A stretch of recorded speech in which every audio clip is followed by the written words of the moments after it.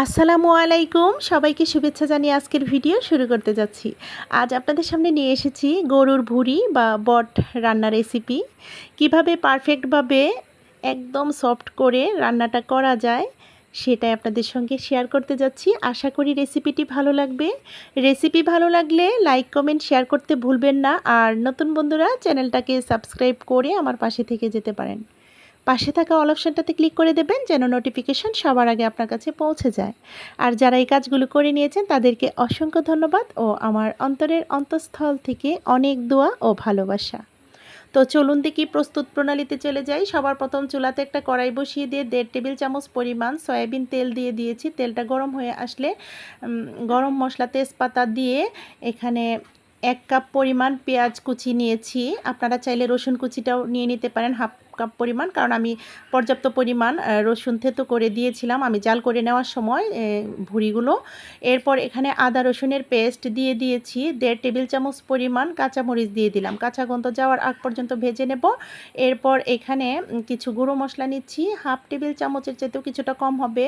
লাল মরিচের গুঁড়ো, হলুদ গুঁড়ো, ধনিয়া গুঁড়ো, জিরা গুঁড়ো, স্বাদ মতো লবণ। কারণ ভুঁড়িটা যখন আমি সেদ্ধ করে নিয়েছি আর যখন জাল করে নিয়েছি ওইটাতে কিন্তু যথেষ্ট পরিমাণ মশলা ছিল, সেজন্য এখন আমি সমস্ত মশলাগুলো কষিয়ে নেব। সামান্য পানি দিয়ে কষিয়ে নিয়েছি। এরপর দেখতে পাচ্ছেন ভুঁড়িটা যে এটা কিন্তু আমি জাল করে নিয়েছি। এটা ঈদের পর দিন থেকে আমি কিন্তু জাল করে নিচ্ছি। মোট 4-5 দিন যাবতে এটা জাল চলছে, জাল করে নেওয়া হচ্ছে। এরপর সমস্ত জাল করে নেওয়া ভুঁড়িটা আমি ঢেলে দিলাম ওই কষানো মশলাটাতে। ভুঁড়ির প্রসেসিং টার আমি দেখাইনি। ভালোভাবে ধুয়ে গরম পানি দিয়ে ধুয়ে নিয়েছি, তারপরে ধুয়ে নেওয়ার পর সেদ্ধ করে কেটে নিয়েছি। এভাবে আমি আমার পছন্দ মতো টুকরো টুকরো করে কেটে নিয়ে এখানে যে মশলাগুলো ইউজ করেছি সমস্ত মশলাগুলো আমি অর্ধেক অর্ধেক পরিমাণ দিয়ে সামান্য পরিমাণ লবণ দিয়ে আমি কিন্তু এটা এই পর্যন্ত জাল করিয়ে নিয়েছি। এভাবে কিন্তু আগে মা চাচিরা এভাবেই রান্না করতেন, ফ্রোজেন করতেন না। আমরা এখন সবাই ফ্রোজেন করে নেই, তো আমারটা ফ্রোজেন করিনি, এটা আমি সরাসরি রান্না করছি। এই পর্যন্ত আমি জাল করে নিয়েছি। ভুঁড়ি কিন্তু জালে জালে অনেক টেস্ট হয়। তো আমি ভালোভাবে মশলার সঙ্গে একটু কষিয়ে নিয়েছি। মশলাগুলোর সঙ্গে কষিয়ে নেওয়ার পর এই পর্যায়ে দিয়ে দিলাম পানিটা একটু কমিয়ে দিয়েছি। আমি 1 কাপ পরিমাণ পানি দিয়েছি, কারণ এটা জাল করা সেদ্ধ ছিল আর এটা বেশ কয়েকদিন ধরেই জাল হচ্ছে, একদম পারফেক্টভাবে সেদ্ধ হয়ে গিয়েছিল। এরপরও আমি সামান্য পরিমাণ পানি দিয়ে নাড়াচাড়া করে আবারও জাল করে নিচ্ছি। আপনারা যদি শুধু সেদ্ধ করা ভুঁড়িটা রান্না করেন তাহলে মশলার পরিমাণটা আর একটু বেশি দিতে হবে। তো আমি ওই প্রসেসিংটা আর দেখাইনি, আমি মুখে বলে দিলাম যে এখানে সামান্য পরিমাণ মশলা দিয়ে আমি এটা জাল করে নিয়েছি। অনেকে সেদ্ধ করে এটা ফ্রোজেন করে নেয়, সেটা কিন্তু ভুল। কারণ ভুঁড়ি কিন্তু একটা বাজে একটা স্মেল থাকে, সেই স্মেলটা কিন্তু থেকে যায়। আমরা যদি চাই এভাবে মশলা দিয়ে জাল করে কিন্তু ফ্রোজেন করে রেখে দিতে পারি, তারপরে আমরা ভেজে নিতে পারি আবারও অল্প মশলা দিয়ে। তো এই পর্যায়ে আমি আবারও ঢেকে দিয়েছিলাম, ঢাকনাটা সরিয়ে এখন আবারও নাড়াচাড়া করে নিচ্ছি। এখন শুধু ভাজার পালা, শুধু নাড়াচাড়া করে যাব।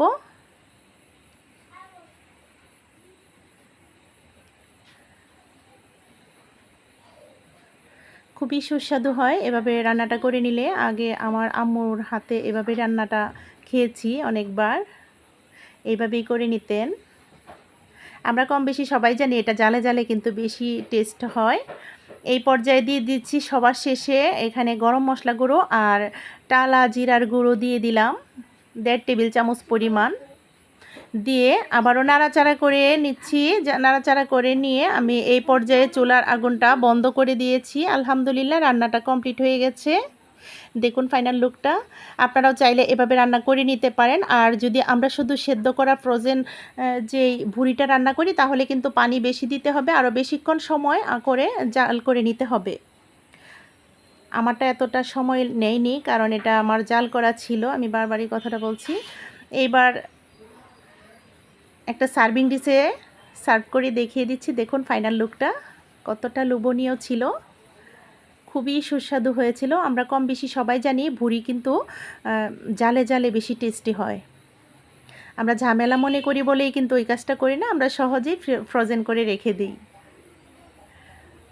তো আপনারাও এভাবে আমার মতো করে নিতে পারেন। এই ভুড়ি রান্নাটা এতটা সুস্বাদু ছিল। ভুড়িতে কিন্তু একটু মশলার পরিমাণটা বেশি দিতে হয়।